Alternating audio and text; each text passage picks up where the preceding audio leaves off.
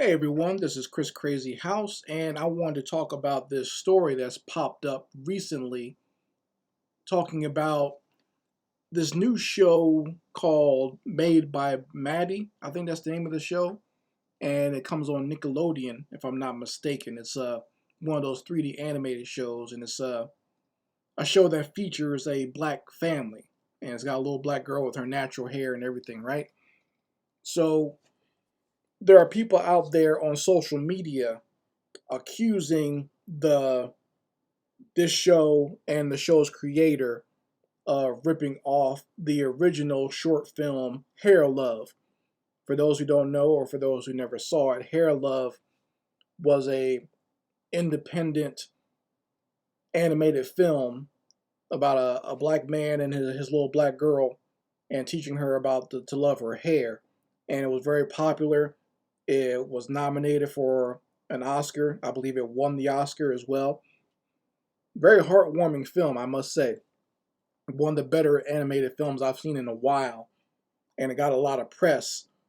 So, no sooner as this started getting a lot of popularity, then Nickelodeon comes out with this show called Made by Maddie. Now, the big difference is, and that a lot of people pointed out, is that Hair Love was obviously created by black people, but this new show Made by Maddie is made by a white female. And let me see if I can find her name here in the article. They said Made by Maddie has black voice actors, but it was created by a white female. So that's the thing. I'm trying to see if I can find her name. I can't find it just yet. I know people have accused her. So I guess her name Silvergate. Oh, no, her name is Paula Rosenthal. And I guess maybe the name of the company that she works for is Silvergate. I can't tell. Some of these, that's the problem with trying to read stuff off a social media post and not finding a full article that actually explains these things. I don't know why writers of articles always just post links to social media and not actually write an actual story. But, the times we live in. But anyway, so there's been accusations that this white female is culturally appropriating Hair Love to make her own show. And I have somewhat of a problem with that wording, because this is an issue I have with black people a lot, is that we regurgitate a lot of terms and a lot of words and we don't really know the meanings of them. This is not cultural appropriation. Whatever you might think of what's going on, whether it's right or wrong, that's not cultural appropriation. What you could say is this person is stealing intellectual property and she's making something that is derivative. That's something you can say. But cultural appropriation, no.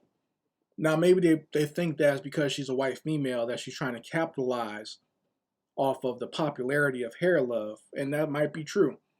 But this is something that goes on in entertainment all the time. Happens a lot in animation as well. So, as someone who's worked in this industry, I'm going to try to explain what might have happened.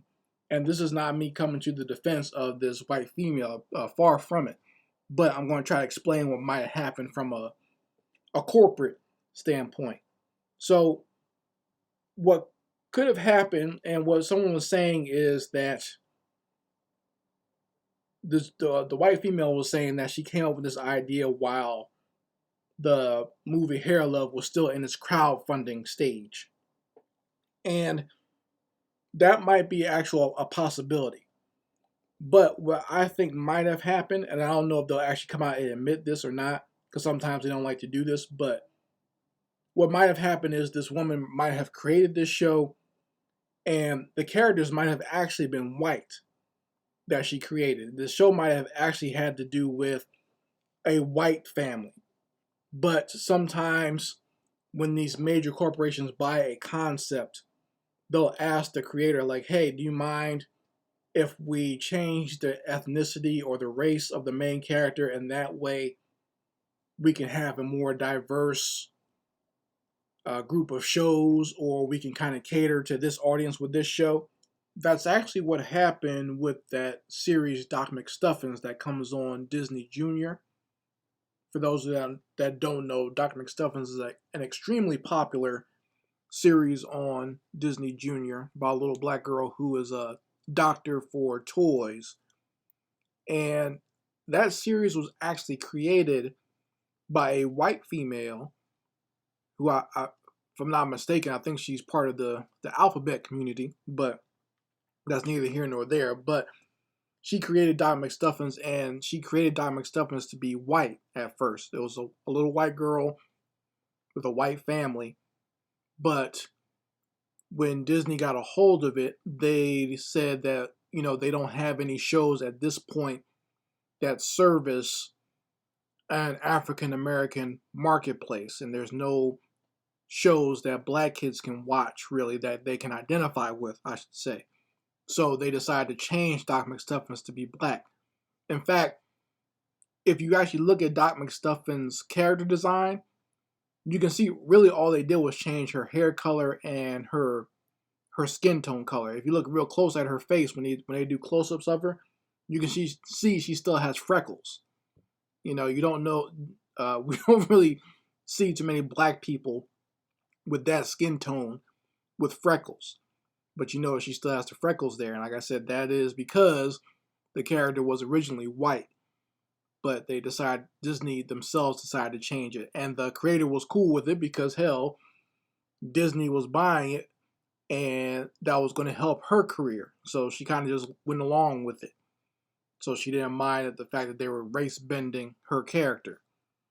So this happens a lot, especially nowadays with these corporations trying to be it's partially trying to be PC, but I don't want people to get too confused thinking it's all wishy-washy and all feelings. It's not about that. It's about making money. And what they're trying to do is cater and bring in a certain audience that they think is underserved so that they can get their money too. So what might have happened actually is it might not have been this woman per se copying off of Hair Love. It might have actually been Nickelodeon. Nickelodeon might have seen how Hair Love was getting a whole bunch of popularity. They might have even approached the animators, or the animators might have pitched this stuff to Nickelodeon and they passed on it. But then once Nickelodeon saw this show, the short film get all this attention and get all of this money and everything else and awards and whatnot and accolades, then it's like, well, hell, we got to come up with something like that. Do we have anything coming down the pike? Well, no, but there's this show here created by this woman's independent company here. We just bought it. Maybe if we just race switch the characters and change it up and make it about a black family, we can get in on some of that Hair Love bucks. So that might be what happened. That's just my hypothesis. I don't know this for sure, but I'm going off of what I've seen in the industry and what I've experienced working in the industry. I mean, it happens all the time. They change some characters that some people pitch characters that are black. They change them to white. Vice versa. You might pitch a character that's white and they'll change it to black. It happens all the time, and it's about money. It's not about trying to be PC so much. So don't get too either happy or upset about that. Most of the time, it's about getting that money and getting that black dollar, because we know that black dollar is underserved, but it's out there, and these companies realize that they want to get a piece of it. Black people got to see themselves. So you guys let me know how you feel about it, and I'll post a link to the article. You folks can go read about it on News One. This is Chris Crazy House signing out. Peace.